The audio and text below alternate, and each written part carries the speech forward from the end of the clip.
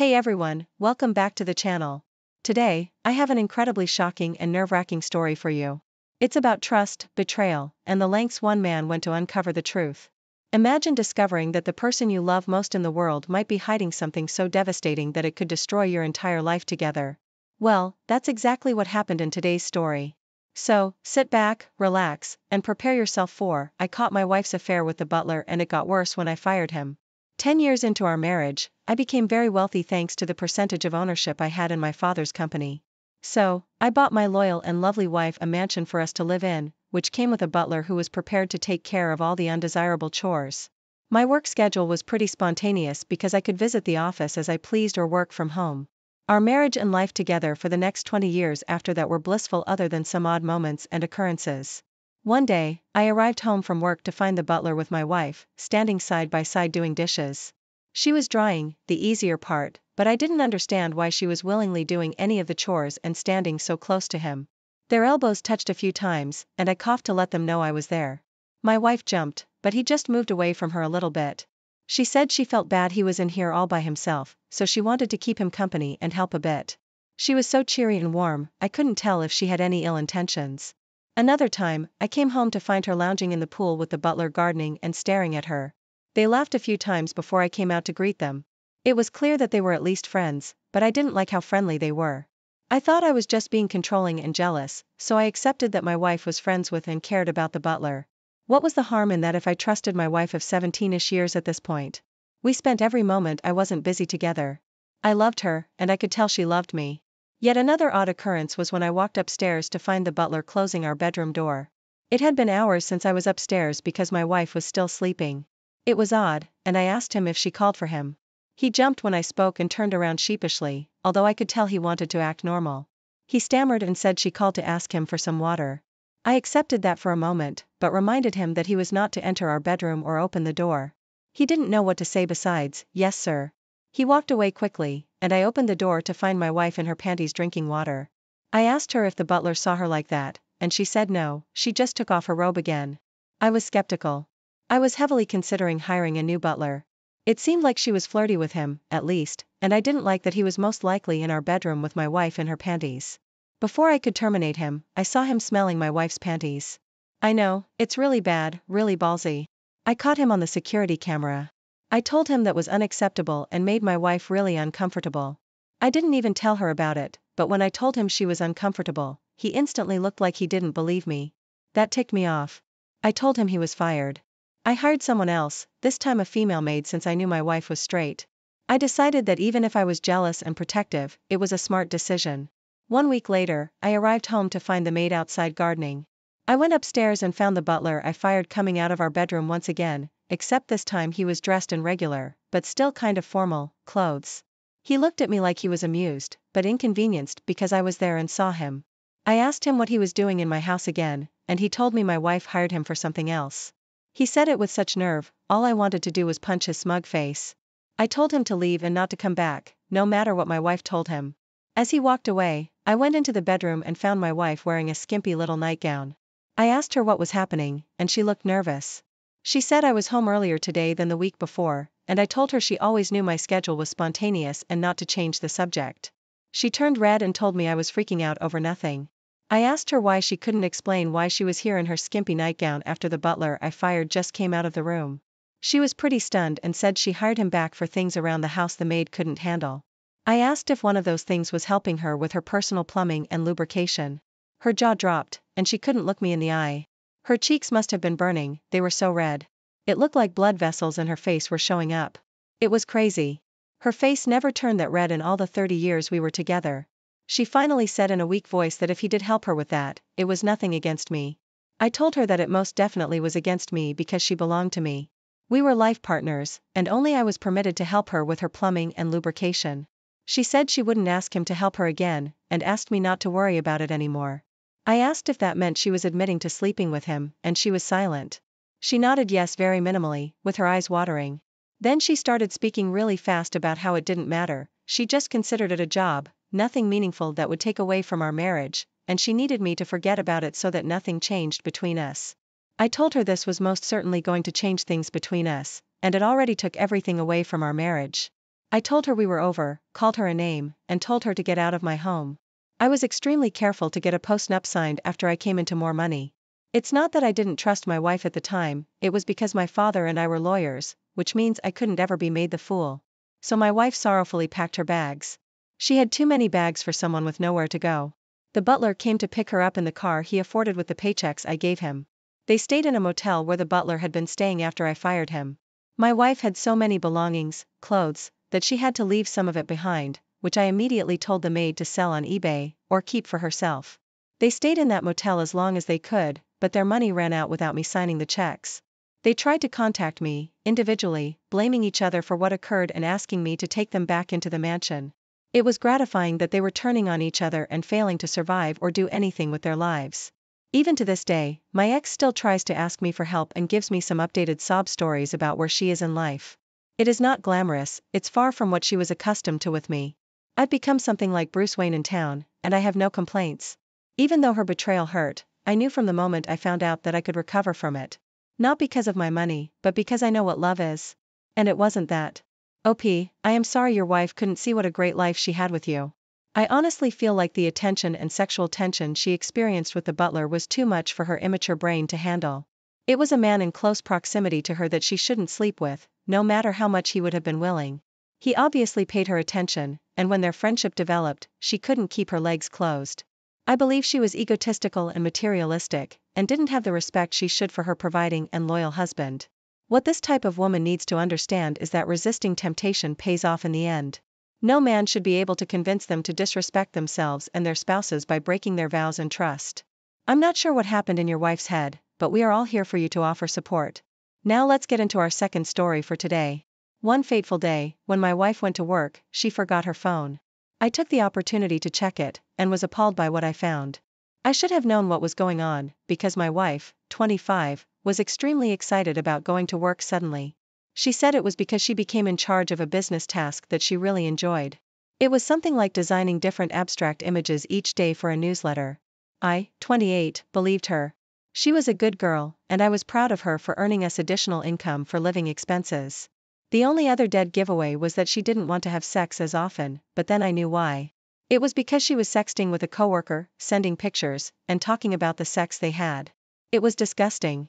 I drove to her work immediately. I backed up all the stuff for her phone, because although she wasn't getting it back, it was going to be deactivated. I brought it with me, and started by showing the receptionist, who I only met once before. Then I asked her if I could get a guest pass to go have lunch with my wife. She giggled and gave me one. She knew I was sarcastically infuriated, and this was going to be a heck of a show. She followed me in, putting up a "be back in 5 minutes" sign that she scribbled out. Everyone looked up from their desks to see me. I must have looked determined and angry. I asked everyone to gather around, and they did. I said I had some news to share about somewhere they all knew well. They were all sparkly-eyed with gossip endorphins when they found out who I was talking about. People started looking around for AP and my wife. AP came out of the bathroom just then, and we all looked at him. I announced that there was a guy who had the audacity to sleep with my wife. Some of the coworkers started shouting out insults at him. Among these, he was called despicable. Just then, my wife's head peeked out of her office. When she saw everyone looking at her, she went back inside and shut the door. Now everyone knew what my wife and AP looked like naked. Some girls whispered that they knew something was going on between them. Coworkers took the time to print/draw signs that said slanderous insults and taped them on my wife's office door. I thanked them for their creativity and left, wondering where the boss was that allowed all this to happen. When my wife got back to the house, I already had the locks changed. She took the stuff I let her have to AP's house.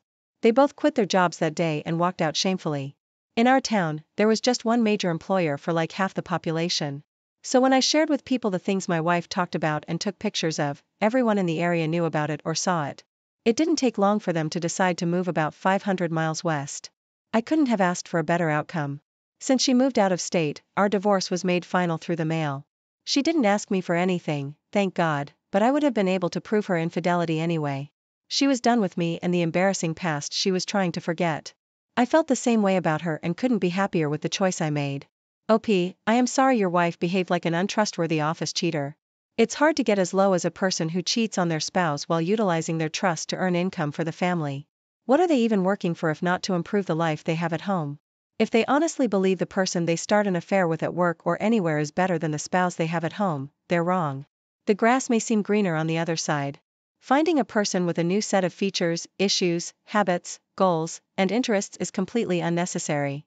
It is only a shame when a marriage or union ends because one spouse thought they found better in someone else or just thought they could effortlessly manage two serious relationships. Really, the only grounds for divorce, the proper way to end a marriage, is when one person absolutely cannot or will not honestly communicate with the other person. Thank you for sharing this story. I appreciate your bravery and bold confrontation. Thank you for taking the time to listen to today's stories. If you enjoyed listening, please feel free to like and subscribe if you haven't already. Also, comment below with your thoughts on what happened. Take care. If this story touched your heart, please give this video a thumbs up and share it with others who might need to hear it. Don't forget to subscribe to our channel and hit the bell icon so you never miss a new story. We'd love to hear your thoughts and experiences in the comments below. Thanks for watching, and stay tuned for more. Welcome back to the channel, dear viewers. Tonight, we delve into a tale that uncovers deep family secrets and sparks a heated conflict. The story is titled, I Discovered My Stepdad Abandoned His Kids and Kept It Secret for Years, Now My Family is in Chaos. Join me as we unravel the events that turned a seemingly perfect family life upside down. So, sit back, relax, and let's dive into this shocking story. I moved an hour away, started a job over the summer, and became close with a few coworkers. One of them and I have become actual friends outside of the office, and she's integrated me into her friend circle. After getting to know her backstory, Mom was abandoned while pregnant and had to raise 3 kids, we got close, and I consider her a good friend now. She's so sweet and nice. Last weekend, I was over at her mom's house getting ready to go out, and was looking at some pictures on her wall, and I saw one of her younger brothers and a man, and did a double take. He looks exactly like my stepfather, but younger. I tried to find another he was in, but that was it. She saw me staring at it and said that's her father, and I laughed and said he looks like my stepdad. She asked me his name, and I said it, and the color of her face left. She started calling her mom to come to the room, and the next 10 minutes consisted of me awkwardly answering their questions. Turns out my stepdad is her father. I met him when I was 6, so my friend would have been 8, and that's the time he left. He never mentioned having any kids, so it was shocking. It was horrible to hear them cry, and we never went out. I told them that he has a successful business, and maybe they could get money for back child support, but they said they didn't want anything from him. I went home this week, and things have just been awkward. My stepdad is so nice, and literally my only father figure, so to know he abandoned his biological kid is crazy. My stepdad just kept asking me why I'm acting weird, and I didn't say anything at first. My mom pulled me aside, and I told her everything. To my surprise, she didn't react. She said how he lives his life is his business, and I shouldn't judge him. This is coming from a former single mother. I remember her crying over my dad leaving us, and I was disgusted by what she said, so I told her loudly not to speak to me, and she's a hypocrite and stormed out of the house. My stepdad followed me to my car, saying that I needed to come back and apologize to my mom right now, and I told him to go and apologize to the kids he abandoned and listed their names. I told him to take care of his actual children. He looked like he would faint and went back inside the house. My mom has been sending me texts that I need to apologize to my stepdad for being an idiot to him and making him cry for days, and that he raised me and took care of me, and that I shouldn't forget that, and that if he didn't do what he did, I would be the one without a dad and to be grateful. I haven't replied back. Am I really the idiot? You need to apologize? Wow, the gall. You've discovered that your stepfather is not who you thought he was. He and your mom told you a massive lie of omission for your entire life. He and your mom walked away from innocent children he was legally and morally responsible for. The fact that he raised you and cared for you has very little bearing on this new information you've discovered. It's okay to be appalled and take time to process this shock, and for God's sake, you don't need to be the one apologizing, and you are not the idiot. Am I the only one who thinks her mom might have been the other woman who he left his family for? The timing seems suspect, plus her lack of reaction says a lot. Oof. It should go without saying that any parent who abandons their parental responsibilities is an idiot, but your mom? Oh boy, let's just say that if you ever find yourself on a lifeboat with limited food and water, make sure to sit outside pushing distance. Stepdad came into OP's life when she was 6. Her friend would have been 8 then, and that's when he left their family, so it adds up. I mean, it could have been a random chance that they met quickly after, but his willingness to jump into stepdadhood after abandoning his children so wholly also makes me feel like your theory's correct. If OP wants to know the truth, she may want to start with her friend's mom. I cannot imagine her mom or stepdad ever admitting that OP's mom knew, was in on it, or was the other woman. Wow. OP's mom is a cruel, cold woman. How awful to find out that both people who raised you are so selfish. I would hope that her friend would understand that OP isn't the bad guy here, but it may be hard for them to be around the person their father raised when he didn't stick around to raise them. For me personally, if I was the abandoned child, it would be too hard.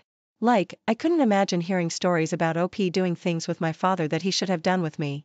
Update, I talked to mom and stepdad. They're saying the past is none of my business, and that even if it was, screaming to him to take care of his kids isn't the way to go about it, and that I only care about my feelings and no one else, which makes me wrong in this situation. My mom is saying my stepdad didn't do anything wrong to me, so he has nothing to apologize to me about, and I need to make a sincere apology soon.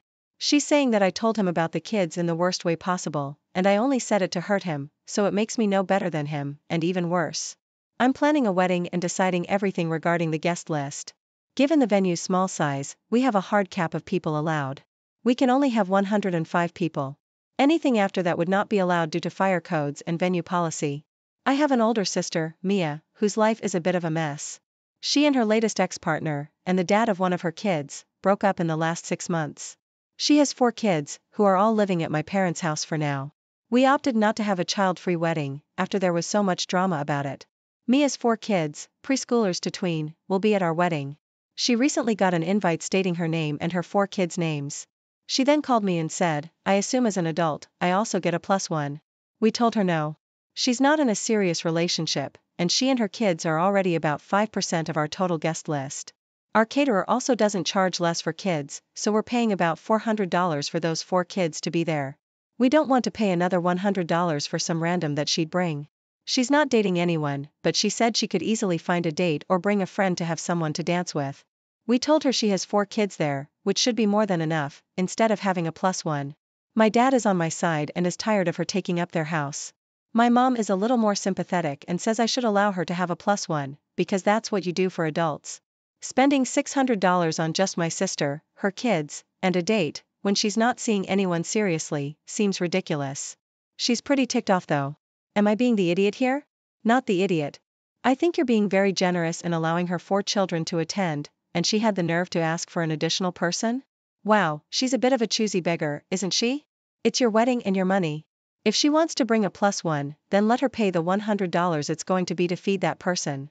If your mom is all for it, then she can pay for your sister to have a +1. It's really cute that she wants to wine and dine someone at your expense, a person you've never met, and that she's not in a relationship. The wedding and reception are about the married couple after all. Who does she expect to babysit her children while she's dancing anyway? Are other people going to have to forego the dancing and babysit so she can have a good time? She can hire a babysitter and leave the kids at home and get a +1. Or she can bring her kids and no +1. Let her choose. You win either way. She's broke, so there are no babysitters, and I'm not even expecting to get a gift from her. She didn't get a gift from my other sibling last year because money was too tight. I honestly don't care about the gift thing, but I'm already paying roughly $500 for her and her family, and an extra $100 just feels unreasonable given she's already bringing 4 extra guests. My partner and I are paying for the entire wedding ourselves. Then that's your answer. No means no, and you shouldn't have to justify it to anyone. It's your wedding and your money. Don't let anyone bully you into doing something you don't want to do. Your sister will be fine without a +5. My brother has 2 kids, ages young teen and tween, with his ex. They were high school sweethearts who had kids young, never married, and split when the kids were still little. They mostly always shared custody of the kids, but for about 8 months in 2017, the kids were primarily with my brother because his ex was homeless. She got herself together again, and she got married in 2020. Her husband has 3 or maybe 4 kids, and ever since she remarried, she's been asking my brother to include her stepkids in stuff that he does with my niece and nephew, like when he took them to Disney or when he took them to the aquarium, etc. My brother has always told her no and ignored her attempts to get him more involved. The kids don't like their step-siblings very much or their mom's husband when they do see him. It sounds like he's mostly absent, so they've never wanted them included in time with their dad. Lately, she's decided that since my brother isn't giving in, she'd focus on me and ask me to do these things with the kids. My husband, the kids, and I often do things with my brother and the kids. She knows this. She asked me in person a couple of times if I'd like to bring her stepkids along with us or watch out for them. I told her no. I told my brother. He told her to knock it off. Then a couple of weeks ago, my nephew came to me and said his mom wanted him and his sister to ask me to bring the stepkids along to a water park trip we had planned for May. He said they didn't want them to come, but his mom would be up his butt about it if he didn't ask. He said she wouldn't accept it when they told her I wouldn't say yes. So, I told him I would speak to his mom. So, I called her and she started as though I had already said yes. I told her I was calling to say no and stop asking. She told me I should give it a shot and that the kids are missing out and how great it would be for my niece and nephew. She said she'd have them ready and introduce us better before the weekend so the kids and I know each other. She said it would give the kids time to do stuff with their siblings. I told her that she needs to quit trying to pawn her stepkids off of my brother and me because she's been told no each time and it's getting closer to harassment and it's unfair to drag the kids in the middle. She told me she was looking out for her stepkids and I'm a nasty witch. My brother is so tired of her, but he can't do anything other than ignore her request. He's tried, but she doesn't want to listen. Am I the idiot? Not the idiot. So, she expects others to do her parenting, give her a break from her parenting, and pay for strangers' kids. Just because she said so? But she had a good reason from her perspective, so others should put up with it? The level of egocentrism is off the charts. This woman clearly does not want children, so why does she have some? And why did she marry a man with kids? Be prepared for the ding-dong ditch my kids approach of leaving them on your doorstep and driving off. When that happens, let her know in no uncertain terms. You will call the cops for child abandonment. A Ring camera might be a good idea, too. It sounds exhausting, but you're doing the right thing by holding firm on your boundaries. I can understand that it's hard for the mom to see her family not get along, but she chose to marry someone with children that her existing children don't seem to like. The best thing she can do would be to stop forcing everyone to be one big happy family and just give her kids space to come around on their own terms. My husband, 51, and I, 48, female, have 6 children. Our teen, Gianna, is a junior in high school, and our son, Riker, is in 7th grade. The kids are starting to have their school dances. The 7th grade dance is later this month, and the junior banquet is in early May. We've gone shopping for dress clothes for all the dances. We bought Gianna's dress a few weeks ago. Gianna has usually been a good kid throughout her life. This school year has been slightly harder than others, though. Around 2 months ago, we got a call from Gianna's choir teacher saying that Gianna and a few other altos were making insulting jokes about some of the new pieces she introduced, including an Urdu song and a song from the Honduras. We talked to Gianna about her actions, and we made her write an apology to her teacher and write a 5-paragraph essay on why it's important to respect music from other cultures. Riker has a friend from his baseball team who is Honduran. He was born here, but his mom was born in Honduras, and his dad is mixed. When Riker heard about this, he was quite mad, and he asked if he could have his friend come over and teach her about the culture there. We allowed this, and he came over with his parents, and they made food, and Riker and his friend talked about sports and music there. Gianna was very clearly not enjoying it, but we made her engage anyways. Our daughter and a group of her friends, including her boyfriend, got in trouble last week for making the same jokes again. We took her phone to investigate where this hatred could come from. Riker had his friends over for a sleepover the night we found out about this. During dinner, the boys were talking about how their coach would never let them live through it if they bullied a kid or made that kind of joke. My husband and I tried helping guide them through their feelings, like asking them about the diverse athletes they liked. Gianna was hanging out with friends at the mall that night, some of whom were doing dress shopping for the upcoming dance. Unfortunately, our son and the boys decided to use this as an opportunity to trash the dress, using mud, drinks, and cutting a few holes in the dress. We found out when Gianna came home, entered her room, and saw the dress. The boys were laughing, and Riker said they did it because Gianna didn't deserve to go to the banquet, saying how there could be kids that looked like his Honduran friend. We told Riker we were trying our best to educate her in a very white town. We're also white. We told him that this was the wrong way to take out his anger, and that as a result, he couldn't go to a 7th grade dance. Riker told us to shut up and spent the rest of his night in his room with the boys. Riker texted my parents and siblings, as well as my in-laws, and a few have called us and come to his defense, saying he's just a kid who was trying to cope with anger. So, now we're unsure if we are in the wrong. Am I the idiot? Edit. We haven't decided if Gianna's allowed to her dance yet, but she's already had her phone taken away as a punishment, though. You are the idiot. I don't understand how destroying a dress comes with a bigger punishment than getting in trouble for the same crime twice. What he did was wrong, but the fact that your daughter's still getting to go to her dance and out with the friends also seems like the wrong response, so I can understand why he's angry. Yeah, like is the daughter some golden child or what? Maybe the son sees the lack of true punishment or consequences as her getting away with it and is understandably angry about it. OP royally messed up here, and their half-baked solution is only going to make things worse. I agree, an appropriate punishment would be making him pay back the cost of the dress or a new one, but I honestly wouldn't punish him. I'd explain how what he did was wrong, but you're proud of him for sticking up for his friends against his awful sister. And you are the idiot for even allowing your daughter to still go to the dance. Obviously, whatever you're doing with your daughter isn't changing her mind. Maybe take a look at yourself and how you contributed to raising a brat. My parents are having people from their home country come for a visit. They told me that for the 4 weeks that the guests were here, I was to vacate my room and sleep in the basement on an inflatable mattress. I, female 26, have only been living with them because they insist. I have a job and have been working and saving money since I was 16. I didn't need their help to pay for college, and I paid them rent for my room, as well as buy groceries and help out around the house. I told them that if they wanted a guest room, then I could move out. Several condo developments in my area have units ready for immediate possession, and I have almost enough to buy one outright. I have no debt, thanks to living at home for the last 4 years. They say that I'm being ungrateful and argumentative. I don't think it's fair to kick me out of a room I rent for nearly a month. They didn't even offer me the choice not to pay for the month I don't have any room. Not the idiot, but at 26, you don't ask to move out. You sign a lease and then tell them the date you're moving out, and make sure you already have important stuff, computer, laptop, passport, driving license, social security card, etc., safe, before you tell them, just on the off chance that they throw everything away while you're at work. If you're paying rent, you have a right to your room. Imagine if a roommate asked you to pay rent, but also give up your room. Or a landlord. An actual unrelated landlord wouldn't be able to force you to stay in a different unit or room than the one you rent for their guest. Consider this a sign and a blessing to move out. At 26, you're too old to have to put up with this kind of behavior from your family. And that, dear viewers, is how a chance discovery led to the unraveling of a long-held family secret. If you were captivated by this tale and want to hear more stories of family conflicts and unexpected revelations, be sure to like this video, subscribe to our channel, and hit the notification bell so you never miss an update. Share your thoughts and similar experiences in the comments below. Have you ever faced a family drama that took you by surprise? Until next time, remember, understanding and communication are key to navigating the complexities of. Hello everyone. Today, I have a story that's bound to leave you speechless.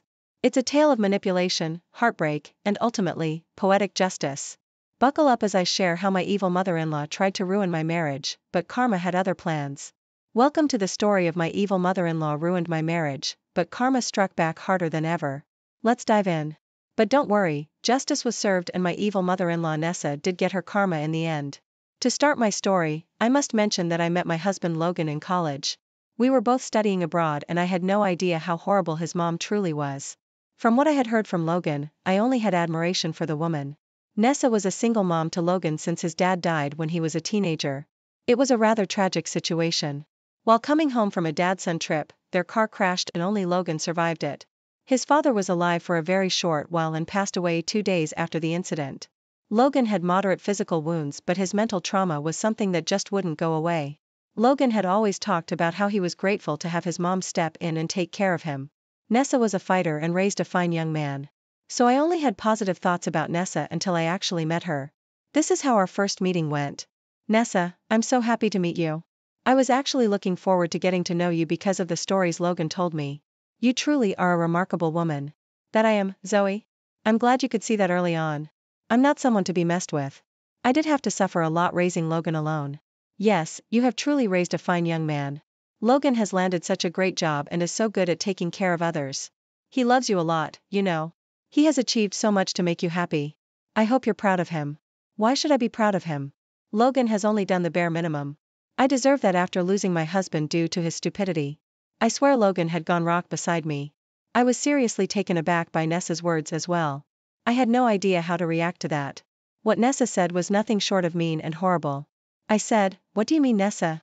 It's very unfortunate that your husband died in an accident, but what does Logan have to do with it?" Oh, well, he had everything to do with it. If Logan had not insisted on leaving me alone and going on a dad-son trip, my husband would still be alive. It is because of him that I lost my dear husband. Am I right, Logan?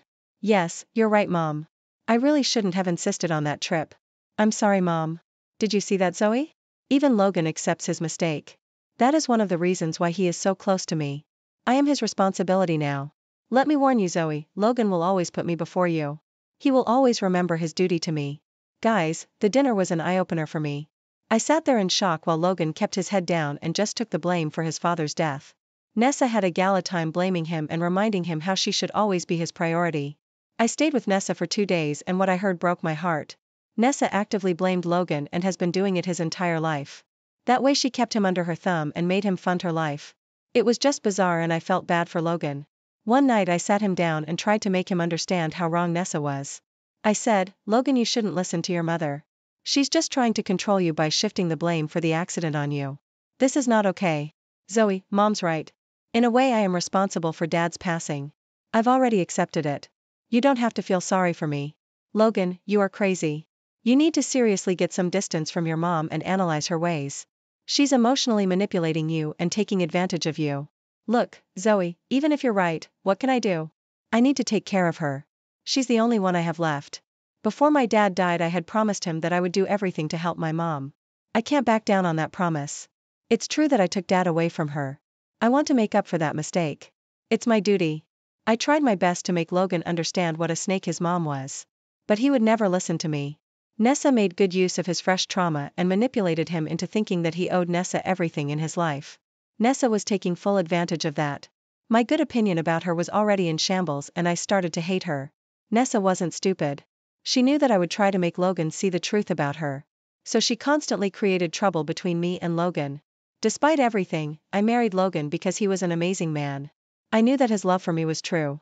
I also knew that I couldn't just walk away from him knowing how vulnerable he was. We got married and soon Logan purchased an expensive mansion for us. Guess who showed up right after we moved in?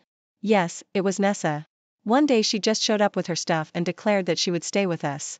Why, you may ask? Of course, because she deserves it for losing her husband due to Logan's fault. I swear even typing this out makes me want to knock her out.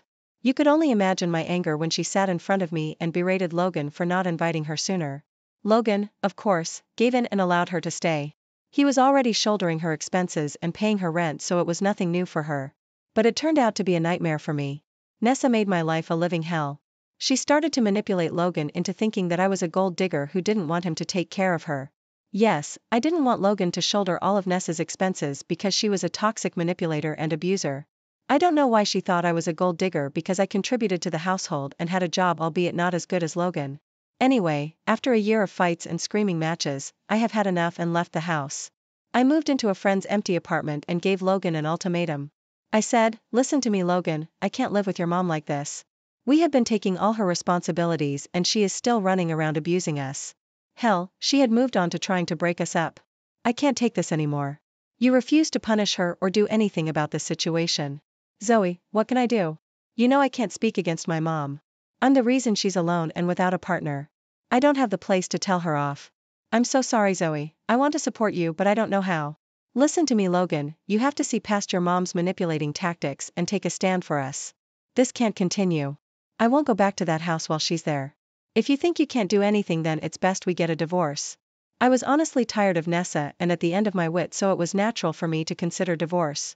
I didn't want to be with someone who wouldn't stand up for me, but Logan wasn't willing to let me go. He immediately panicked and started to beg. He said, Zoe, I can't evict my mom from the house. I promised my father that I'd take care of her. I won't be able to make her homeless or kick her out, but I will buy a new house Zoe. I'll sell whatever I own and buy a house for you. No, I don't think that would be a good idea. As much as I want to get away from your mother, I also don't want to financially cripple you. Fine then, you can. I'll pay the down payment and take a mortgage. I promise I'll get you away from my mother. If I leave her the house she will at least create less problems in our life. I'll slowly cut her off Zoe. I promise you that I will make sure you never face this situation again. Logan literally begged me to give him a chance. I won't lie to you guys, but I did feel hesitant to accept his request. I did love him a lot, but I was doubtful that his mom would leave us alone. However, after a lot of careful consideration, I decided to give him a chance. But things would be different for us. It was hard to start a new life with Logan. Nessa threw a fit when he talked about moving out. Thankfully, Logan pacified her by saying the house would be hers and she wouldn't have to leave her favorite place. Also, Logan promised to send her an allowance every month so that she wouldn't have to fend for herself. While this was going on, I continued to stay apart from my husband. I wanted to see his resolve and only waited till he had purchased a house and started the mortgage payments. He was the one who set everything up, so I knew he was serious. 2 months after the house purchase, I moved back in with Logan. Nessa threw a fit and tried to cause problems. She stormed into our new house and said, "Why the hell is that witch back with you, Logan? I thought we had gotten rid of her for good. You don't need a gold digger in your life like that. Look at this, Logan." She even made you buy a new house. Mom, you have no right to say what I do with my own marriage. You wanted Zoe gone, but I didn't. We have decided to mend our relationship and marriage. You should be happy for us. Why the hell would I be happy, Logan? First, Zoe tried to kick me out of your house and now she made you buy her a new house. She's just proving me right in thinking that she is a gold digger. Why would you still want that in your life? Mom, I love Zoe. Buying a new place was solely my decision. Zoe had nothing to do with it. You are not a saint either, Mom. You did create a host of problems for Zoe too. So far, I have never stood up against you, but you are taking things too far. Don't make me regret supporting you, Mom. My dear mother-in-law turned pale when Logan talked to her like that. She had never expected Logan to stand up for me like that. I know that to most people it is nothing remarkable, but to me it was. I knew how much strength it took Logan to stand up to his mom. Nessa, of course, cried and lamented about how he was treating her very cruelly. It was a complete drama and I wisely kept my mouth shut. I didn't want to interfere and somehow give Nessa the chance to make me the bad guy again. Plus, I didn't even have to say anything. Logan continued to covertly threaten Nessa about cutting off her monthly allowance if she continued to cause problems. That shut her up eventually, but Nessa's words also gave me some food for thought. When Nessa was gone, Logan started to apologize to me again for his mom's words. He was worried that I would bolt after the small incident. He was really caught between a rock and a hard place. It honestly made me feel very sad for him. It was then that I decided that we needed some more changes. I said, Logan, I really appreciate how you stood up for me today. I know it's not enough and a little late, but I appreciate it anyway. I will do that again if Mom tries to create problems, Zoe. Please don't leave me again. I swear I will make things right. Logan, I'm not leaving for now, but we would need a little more change after today's incident. It has got me thinking about certain stuff and what more needs to be done. Logan immediately jumped to hear my suggestions. It warmed my heart to know that he was willing to do what it takes to make us happy. That's how I got the confidence to proceed with my suggestions. I said, first of all, I think we need to see a therapist. We need both individual therapy and couples therapy. It will help us fix our relationship better and make you unlearn that shit that Nessa has been teaching you since your childhood. Absolutely, Zoe. I've been thinking about the same thing. It's difficult for me to stand up to my mom due to my childhood. Mom really made sure I always felt guilty about standing up to her. Only therapy can help me in this regard. What else do you have in mind? I would like to start paying the mortgage on this house. What? No. I decided to buy a new house. I need to prove to you that I am committed to us, Zoe. You already proved to me that you are committed to making this marriage work. But I need the world to know that I am not a gold digger. For that, I need to have an equal contribution to this house. You already made the down payment, so I will take over the mortgage payment. Eventually, we will put both our names on this house. Logan did protest a lot when I suggested this. He was adamant that he would pay for the whole house. Hell, he even suggested I put my name on the deed without paying anything. But I strongly disagreed with that. I knew that if I had taken up his offer, his mother would be proven right. She would have convinced everyone that I am after Logan's money, which I am definitely not. The best course of action was for me to pay the mortgage and eventually have my name added to the house. After a lot of discussion, I convinced Logan to do what I had planned. From the next month onward, I started the mortgage payments on the house. 2 years passed and things were great between me and Logan. In our new house, we were able to have a happy married life away from Nessa. She did try to meddle and cause problems, but Logan put her back in her place every time. Therapy helped a lot and Logan was able to let go of the guilt that his mother had instilled in him. The two of us were very happy and Nessa was a distant problem from our past. But everything came crashing down when Logan was diagnosed with a rare disease. The diagnosis came late and there was very little we could do to help him. He was given 4 months to live. It is difficult for me to describe what the diagnosis did to me. It is even more difficult to explain my mental condition when he passed away just 3 months into the diagnosis. What I can say is that I was able to make the most of what little time I had left with Logan. Thankfully, Nessa didn't interfere much, or rather Logan didn't allow her to. But when he was gone, Nessa didn't stop the venom spilling out. Just 2 days after Logan's death, she strolled into my house like she owned it. I was angry and said, "What the hell are you doing here, Nessa? I told you to stay away. Why would I listen to you, Zoe? This house will soon be mine anyway. I've just come to see it before I take full ownership of the place. You are freaking crazy, Nessa. This house is mine. There is no way in hell that I would let you take it from me. Oh darling, this house was Logan's till he died. I know that you guys never ended up adding your name to the deed. Before he died, Logan had promised me that I would receive this house in his will."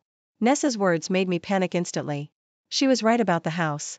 As the years passed, we didn't have the chance to put my name on the deed. It was actually still completely in Logan's name. Now Nessa was saying that Logan had promised her the house. I had a hard time believing that Logan had betrayed me so cruelly, but until the will was read, there was no way to tell. On the day of Logan's funeral, things were tense between me and Nessa. We were both pretty sad, although Nessa made a big show of crying every time someone came near her. How did I know? Well, she actually smirked at me when people left me to comfort her. It was starting to get on my nerves, especially because I really wanted to grieve my late husband in peace. I didn't want to make that day about me, so I kept my mouth shut and avoided any confrontations. The real drama started when me and Nessa were called by Logan's lawyer to read the will. When the will was finally read, I discovered to my great horror that Logan had indeed named Nessa as the new owner of the new house. I was honestly in shock while Nessa laughed in my face and kept saying how Logan would always put her above me. The lawyer sort of gave her the stink eye to keep her quiet while he read the next part of the will. While I couldn't understand why Logan would give Nessa a house that I was paying for, the lawyer read the rest of Logan's will. Nessa didn't pay attention to it because she was busy laughing at me, but I knew what my dear husband had done when the entire will was read. I smiled a little at Nessa when the lawyer said, "So, as you can see, the smaller house that was purchased recently will go to Mrs. Nessa here. Oh God, my son does love me a lot, doesn't he? He left me 2 freaking houses while his gold digger wife didn't get anything." I'm not sure you understand the will correctly, Mom. Maybe instead of laughing at your daughter-in-law, you should have paid more attention to the last part of the will. What?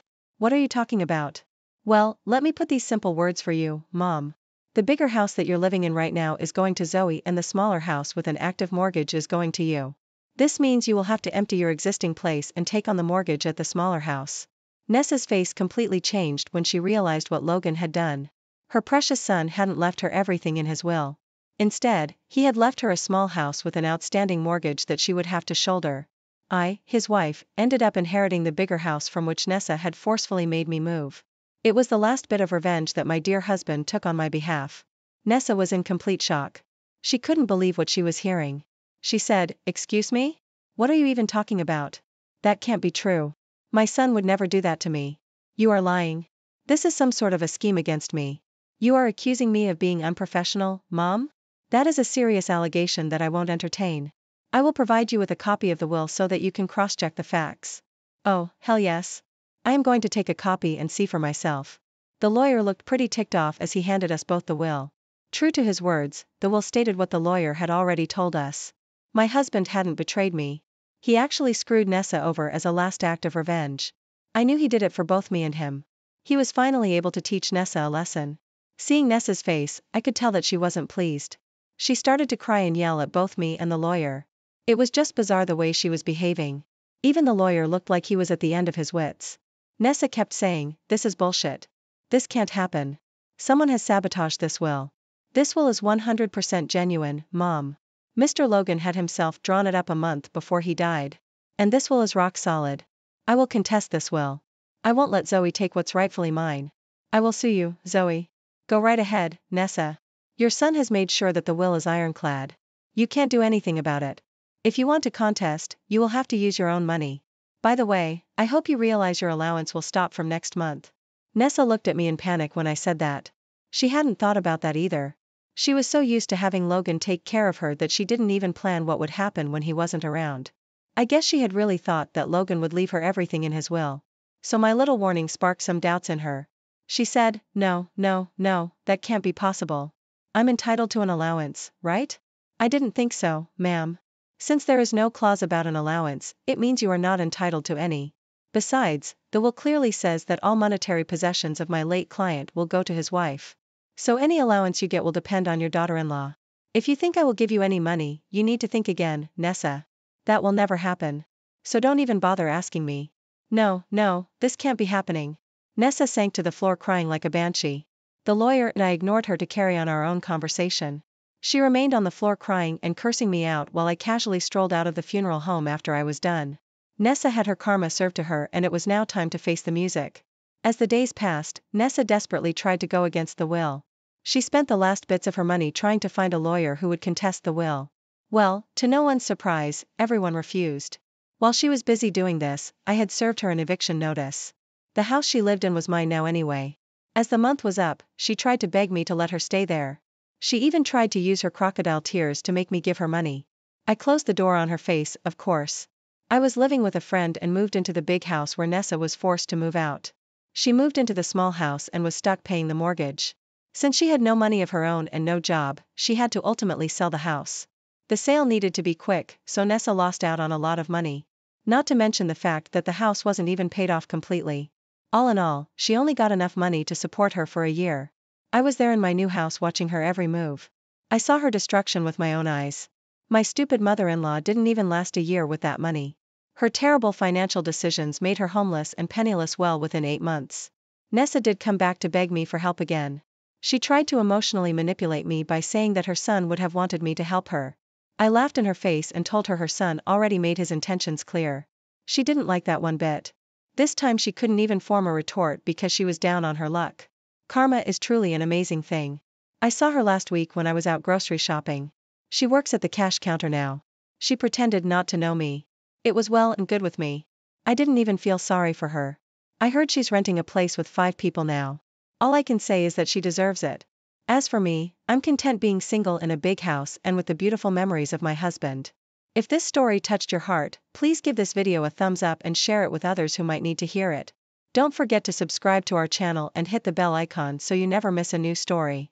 We'd love to hear your thoughts and experiences in the comments below.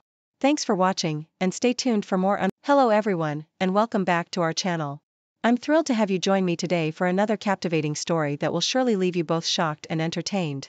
Today's tale revolves around an encounter with an entitled Karen that took an unexpected turn. So, without further ado, let's dive right in. Hey guys, how's it going? Hope you're doing well. My name is Crown, and today I'm going to read you some very interesting stories that I hope that you're gonna love. And now, without further ado, let's go. So, I work in a coffee shop. Most of our customers are genuinely lovely people, but over the years, I have learned about the levels of entitlement and just plain crazy that exist. To be honest, I didn't think anyone could surprise me anymore. Tonight's events might actually have surpassed the guy who put a curse on me and my family. The guy who threw a ceramic cup at my head one morning. The drunk girls who threw up all over the front door at 7 a.m. then walked in and got grumpy that we didn't have any vegan breakfast items. The time a guy managed to get himself so wound up that he started swearing at me because I hadn't laughed hard enough at his "if you can't find a product on the till, then it's free" joke. That I have previously never ever heard before. Ever. Honest. Yeah, okay. So today I was cleaning up like usual and for once, it was going pretty smoothly. One of those dream shifts where you look around and just know you're going to get out on time. No last-minute customers demanding you make drinks and mess up every piece of equipment you've just spent an hour cleaning. It was glorious. I did the usual rounds telling the last few stragglers that we were closing in 5 so if they could start finishing up and getting themselves ready and so on. And I went through to the office to start the admin. Now, one thing you need to know is our company policy states that you can't take the till off and count it until the doors are locked. Obviously, you can't lock the doors until all the customers have left.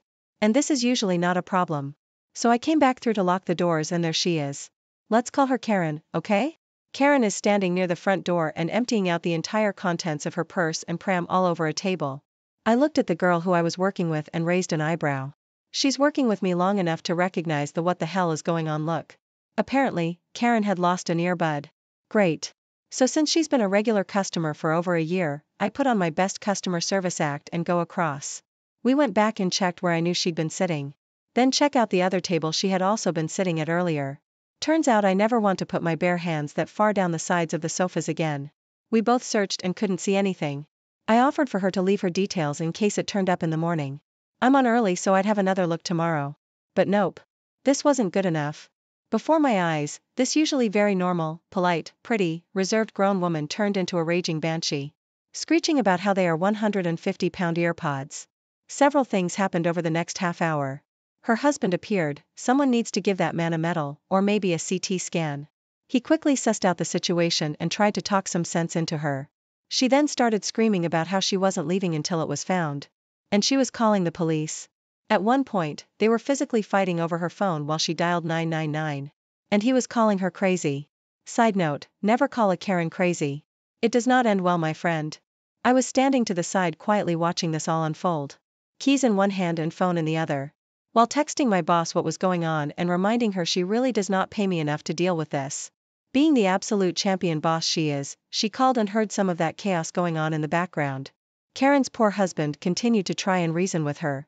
There was a little more chat between me and him while she wailed down the phone at the police. She started demanding I go check the rubbish bags. apparently telling her she was more than welcome to go check them herself. But they were in the skip bins at the back of the building. Was just not the right answer. Eventually, her extremely patient husband got sick of her, so he left. At one point, she shouted at my colleague, who asked her to move so she could finish mopping the floor, which set Karen off again. Her husband reappeared as she was kicking off at me again for stepping in and saying the girl didn't shout at her, and pointing out that after her behavior for the past 20 minutes, she was in no position to decide who is and is not shouting. It was at this point she finally pushed the limit of my patience when she said the words, "I am not leaving until you show me respect. You would treat me differently if I was from this country." Now, something else you should know, I'm not actually from this country either. I might have the local accent, but my birth certificate states something different. I'm also not white, so I take particular offense when someone tries to use a race card in a racist way. Sometimes people are just jerks, and it has nothing to do with the skin color of anyone involved. So my restrained customer persona slipped. I left one of those, "Are you kidding me?" laughs. I said the words, "Did you actually just call me racist?" "Nope, I'm out." While her husband started having a go at her for being ridiculous, I went and grabbed a till and stormed off into the office, half expecting to come back out and find Karen chaining herself to the front door and chanting, "We shall not be moved." About 10 minutes later, 2 wonderful police officers showed up. Karen had suddenly turned into a timid and demure delicate little victim again while whining about her plight to these guys. They also quickly worked out what was going on. Apparently the call they got had said it was a domestic incident. It was clearly not a domestic incident. They spent 5 minutes searching the same areas and also found no AirPod in sight and suggested she leave her contact details for us to call her if it turned up in the morning. Karen thought this was a great idea. I pointed to the counter and said the pen and paper were still sitting there from when we offered that same thing an hour before. Granted, it was a childish move, but after hearing the police officers ask him where her child was while she played with the AirPod, my last silver of understanding and patience evaporated. Turns out Karen had freely given her very expensive, arguably overpriced headphones to her 4-year-old child to play with, then flipped out and called the police when one went missing. Seriously, I can't even begin to explain how livid I was at this point. Needless to say, she was heavily scolded and warned by the police officers. She actually burst into tears, and she is now barred from the premises by orders of my boss. Best boss ever. So, I've started to get into belly socks, butterfly knives, like a couple months ago. I love it very much, and I have a couple of knives. I love to do it in public too, but when I'm around people I always use my crack racking version 2.5, basically a trainer knife so it doesn't have an edge. Today I was walking with my friends and I was playing with my trainer knife as usual, when a kid runs up to me. "Hi, what's that? Can I try it?" The kid was around like 9 or 10. "Sure, but do you have any of your parents here? Because I don't want to get in trouble." "Yeah, my mom is here." And he runs to his mother and comes back a couple of minutes later. "Mom, it's him. He has that thing." The kid was really excited at this point. "Can you show us some tricks, please?" "Sure." So I started to do a couple of easier tricks like a thumb around. "Hey, put that knife away. You're gonna hurt us." "No, I can't do that, even if I wanted to. This is a training knife, so it's fully dull and doesn't have an edge." And then, I grabbed a blade. "Put that away or I'm going to call the police. If you want to, you're going to be the only one who's in trouble." So we waited there until the police arrived. "Yep," she called him. "So, what seems to be the problem here? This young man has a knife and hurt us." Her kid says. "No, he didn't say anything wrong." The police officer turns to me. "Is that true? You've got a knife?" "Yes, officer. I've got one in my pocket. It's a butterfly knife, but it's a trainer so it doesn't have an edge. Can you show it to me?" Slowly. "Sure." And I reached into my pocket and handed it to the officer by the blade. "So he sees it doesn't have an edge. Okay, I see no problem here. Thank you, sir." And he started to hand me my knife, but the entitled parent snapped it out of the officer's hand and decided, I don't know why, to slap the officer. "Ma'am, put that knife down and put your hands behind your back. Now." "But I'm just doing what you can't do." Then she threw my knife full force to the ground. And the rest of the story was that the mother got arrested for lying to an officer, harming him, and damaging someone's property. And me and my friend stayed with the kid until his dad arrived. So without getting too political, we recently had an election in the USA. My aunt supported one side while her husband and adult offspring supported the other side. The election did not go the way my aunt wanted it to. Aunt proceeded to flip her crap, breaking things, yelling, and even going as far as to set her daughter's "I voted" sticker on fire. Her husband called the cops, declined to arrest her for anything, but suggested that she find a different place to stay for the night. This happened yesterday in New Jersey. Fast forward to 2 a.m. today. Here I am sleeping peacefully in my home with my family, over 500 miles from all that drama. My fence alarm goes off, waking me up. I don't know if it's a bear or a trespasser, so I get my pants on and grab my shotgun just to be safe. Turns out, my aunt cut the locks off my front gate because she couldn't get in, and I wasn't entering my phone. Why did she have bolt cutters in her car? So I safely stow my weapon and ask her what the hell. She starts crying and screaming. Mind you, this is at 2 a.m., in a quiet rural community, about how the devil took her family and they threw her out. And she says that since she has nowhere else to go, I need to let her in, so she can stay in my guest room for a while. I told her one of my guildies is using that room right now. The room is occupied. This person came from Texas all the way to West Virginia to hang out with me. I'm not gonna toss them out with 30 seconds of notice because my aunt showed up. So she decides to call the police and tell them that I'm keeping her from entering her home. We're out in the woods, so the cops don't get here quickly. 4:41 in the morning, the cops showed up. I see them talking to her in my driveway. She shows them the bolt cutters and the ruined lock. A few minutes later, the officer knocks on my door. Your tenant claims that. I immediately cut him off and told him that I do not have a tenant. I own and occupy this structure. Then I offered to show him the deed. Well, this woman claims that. I cut him off again. What does the address of her ID say? At this point, the cop is pissed at me. I can tell. So I try to de-escalate the situation. Look man, she doesn't live here. She has never lived here. That's my aunt. She lives in New Jersey. Please check her ID card. The cop calms down a bit and lets me know that he will talk to her and then comes back. 10 minutes later, the cops come back to my door. 3 of them this time. Not just the one from earlier. One of them had stripes and a rocker on his arm. He asks me if there is any way Aunt can stay here for the night. Because she's too drunk to drive, so he can't let her back on the road. This woman just drove from New Jersey to West Virginia drunk. Thank God she didn't kill anyone. I told him that she cannot stay here, but that I'm sure there is room in the local jail. The cop asks me if she can just sleep in her car in my driveway and leave in the morning. I told him absolutely not. When she wakes up in the morning, I would just have to call him to get her off of my property, so that would solve nothing, and I ask him to remove her from my property. Long story short, her car got towed and she is in a drunk tank for the night. I was a witness to this a long time ago and the results were learned by word of mouth. Once upon a time, there was a kid. Let's call him Marco. Marco was your everyday kid. A little skinny. I remember him being slightly geeky and if you left your pins unattended, he'd disassemble them before you turned back around in your seat at times. He was nice, polite and fairly helpful. This was middle school. One day though, he does it to a bully and let's call him Polo. Polo is huge but was fat. He looks like if you drill 3 holes into him, a giant could use him for bowling. He's not nice, he's not handsome and he's got a posse of equally disgusting friends who all gang up together to bully others. I suspect that if they hadn't ganged up with each other, they would have been bullied. Perhaps they have been in the past and got a taste of power over others when they ganged up. I don't know. I kept to myself. One day, I saw Marco with a swollen eye and wet hair. He's limping a bit too and his backpack is ripped. I ask him what the hell happened and turns out Polo threw him into a bathroom stall by his backpack which ripped. The toilet got him in a knee and Polo shoved his face into the water bashing his eye into the seat. I asked why Polo had done this to him and he says, I took his pin apart. It was just a big crystal or some cheap pin like that. Things escalate over the next few weeks. Eventually, Marco has to take time off when Polo strips him naked in the bathroom except for his boxers and makes him shove them into the toilet. The school, being full of your typical jerks, tries to expel Marco for damage to school property and does nothing to Polo. This is taught by video evidence of the gang leaving the bathroom, laughing and rifling through Marco's backpack, then tossing it in the trash. When Marco comes back, he's different. He's not happy. He's quite subdued and he doesn't talk to anyone and bruises magically appear on him between classes. He withdraws into himself and begins to look positively skeletal.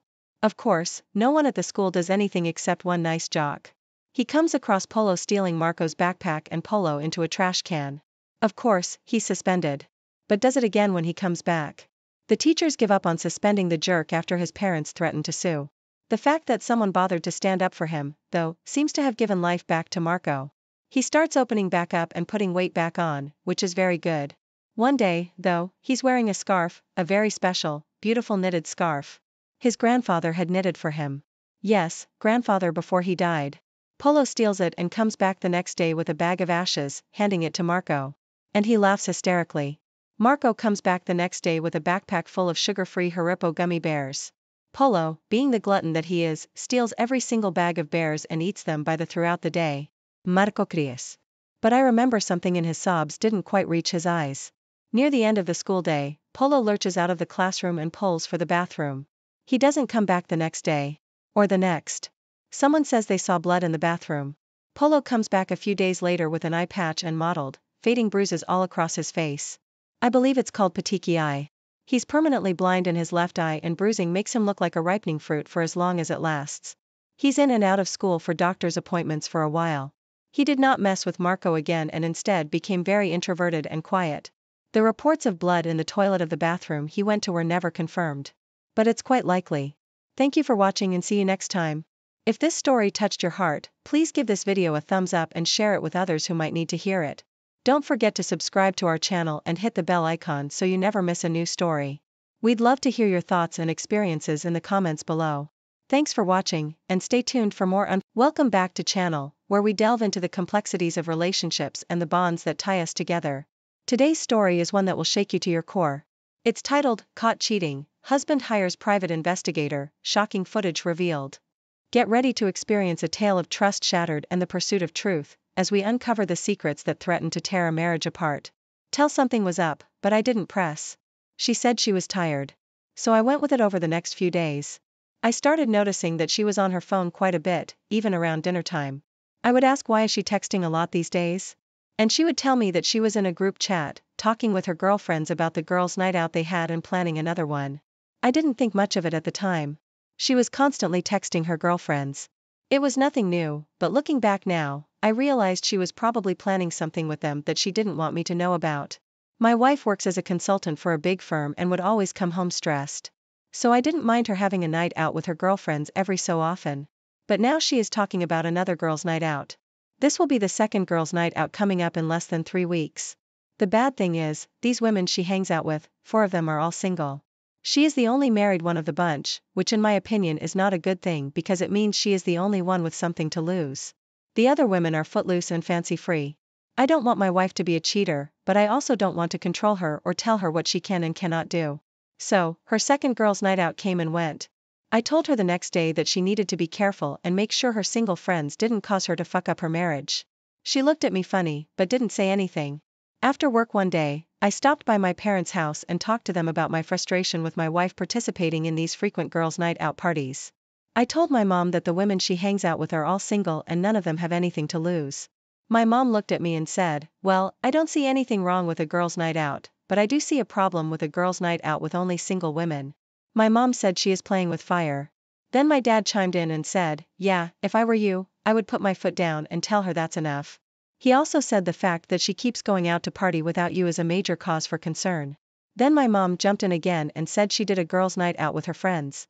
3 times in the 40 years, my parents have been married, but my mom's girlfriends were all married. Mom said they were home by 11 p.m. They didn't stay out later than that. I thought about what they said on my way home and I decided they were right. I needed to nip this in the bud before it got out of hand. When I got home, I talked to my wife about it and she got angry saying I was being controlling and didn't trust her. I tried to explain that I wasn't trying to control her. I just wanted her to be careful because I loved her. She didn't want to hear it and went to bed angry. The next day she left for her girls' night out. She didn't even come home from work. This was her 3rd girls' night out. I did not even know about this one. My wife didn't get home until after 2 in the morning. I didn't say anything. I just waited up for her. I pretended to be asleep. When she entered the bedroom, I decided I needed to find out what was going on and why she wanted to leave her family and party with her girlfriends on the way to work the next day. I called a friend of mine and asked him, did he still have the contact information for the private investigator he used for his company? A little backstory. My friend had an employee who was trying to get workman's comp for having an accident on the job. His employee was complaining after the accident that he couldn't come to work. So my friend promptly hired a private investigator. Turns out he wasn't injured at all. He was playing golf, played in a flag football league. Needless to say, he dropped the workman's comp claim. My friend gave me the number of the private investigator he used. He then asked me, was everything okay? I told him I wasn't sure. And I indicated that I think my wife is doing something she wasn't supposed to be doing. I said, she has been going out and doing these so-called girls' night out parties. My friend then asked me what made me think my wife was cheating. I told him about the 3 times she had gone out recently and stayed out until after midnight, coming home, smelling of alcohol. I also told him that when I confronted her about it, she got angry and defensive. He then said to me, "Well, it sounds like you have enough." I called the private investigator and set up an appointment to meet him after work. I met the private investigator and he asked me what I wanted him to do. I told him I wanted him to follow my wife and see what she was doing when she went out on her so-called girls' night out. The private investigator told me his fee was $100 per hour. And I said, I didn't care. I just wanted to know what my wife was doing. I gave the private investigator a picture of my wife. I told him what kind of car she drove, where she worked and what hours she worked. The private investigator told me he would start following my wife the next day. I waited impatiently for the private investigator to call me and tell me what my wife was doing. Finally, after 3 days, he called me. The private investigator told me to meet him after work. He had some footage to show me. He showed me footage of my wife leaving work in different clothes that day. On that day, she didn't leave for work in those clothes. She changed at work. He followed her to a bar. He went in and noticed she went to a table with a bunch of women, which were her girlfriends. They were there for about 2 hours. Then they all left. He followed them to a house about 15 minutes from the bar. He noticed a guy answered the door and they all went in.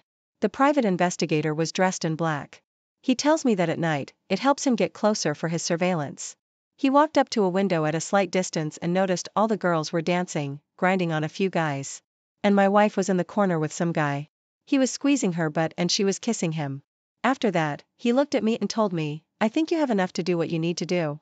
He handed me this flash drive and he told me he will keep a copy just as a precaution. After meeting with the private investigator, I went home and cried. I couldn't believe my wife of 9 years had cheated on me and she was still doing it. I wanted to confront her, but I didn't want to show her the footage. The next day I got up and left for work without saying anything to my wife. She sent me a text on the way to work, asking why I didn't say anything to her. When I left, I did not respond to the text. When I got to work, I made it a point to call a few divorce lawyers to see what I was dealing with and how I could protect myself. I also started looking for a place to stay because I knew there was no way I could stay in the house with my wife. I will miss the boys, but their mother did this. I was absolutely devastated. My whole world had been turned upside down and I didn't know how to fix it. The only solution was divorce. I wasn't going to try and fix our marriage. She wants this single life. She can have it. I had to be strategic because I didn't want the boys to be alone while their mother went out on her girls' night out. I live in Massachusetts, which is a no-fault state, that much I know. So divorce should be pretty easy. When I got home that night, my wife was home sitting on the couch with the boys. I walked in and she asked how my day was. And the boy smiled at me and said, "Hey Dad." I wanted to cry, but I had to hold it in. A few hours go by and everyone is winding down. My wife puts the boys to bed and comes downstairs and asks me if I want to watch a movie with her. I said, "No, I don't think so." She then said, "Okay, I'm going to bed." I waited until she was in bed to go upstairs and get my stuff and leave. I waited until she fell asleep before I left the house. I didn't have anywhere to go yet. So I went to my parents'. It was late. My dad was worried and asked me, was I okay? I told him I had something to show him. We sat down at the dining room table. I pulled up the footage that my private investigator compiled and showed my dad what the private investigator found. And my dad was in disbelief. My mom came downstairs and I showed her too. They were both speechless. I told them I was moving out and getting a divorce. They didn't say anything to try and stop me. I'm sure they were disappointed, but what could they say? My wife had cheated on me and I was done. I stayed at my parents' house that night. The next morning I got up, I sent my boss a text and told him that I would be coming in late. I was honest with him and he didn't have a problem with it. After talking to my boss, I noticed my wife had sent me hundreds of text messages, wondering where I was and why I left last night. I didn't respond to any of them. I found an attorney and filed for divorce based on the grounds of adultery. And I moved out of the house. I went back to the house when I knew my wife wouldn't be there. And I left a note on the kitchen counter. I told her that I had filed for divorce and that she could find me at my parents' house if she needed anything. After work, I drove to my parents' house and I saw my wife's car parked in the driveway. I went inside and I saw my wife sitting at the kitchen table crying. She asked me why I filed for divorce and I slowly pulled out my phone and showed her the footage and told her that I did not deserve this. I didn't deserve the way you were treating me. We sat and talked for a while and we both decided it would be best if we divorced. I told her I didn't want the house. We were renting it anyway, so she could have it. She makes enough money to pay for it. At the divorce hearing, it was amicable. The judge gave me 30 days to get the rest of my things. I didn't go after her for alimony. I made more than her and I didn't have to pay child support. She was getting that from the kid's father already. We are both the same age, 33, and the boys are 7 and 8. It was heartbreaking because I loved those boys like they were my own and I was their father in every way, but biologically. My job offered me a position out of state and I took it, changed my phone number. Only my parents and a few friends have my new number and started a new life. It's been almost a year now and I'm doing well. I've started dating again and I'm in a much better place emotionally. My friends have told me that my ex-wife was asking about me and she even tried to reach out to me on social media. But I have no desire to speak to her or see her again. I'm glad I made the decision to move on with my life. And I hope you can do the same if you're in a similar situation. Thanks for reading. I have never shared anything about my life on these forums, but this was heartbreaking for me. I still struggle at times, but one day at a time is how I am dealing with it. Thank you for joining us for this emotional journey. If you've been moved by today's story or have your own experiences to share, please leave a comment below. And remember, no matter how difficult the truth may be, it's always better to face it with courage and integrity. Stay tuned for more heartfelt stories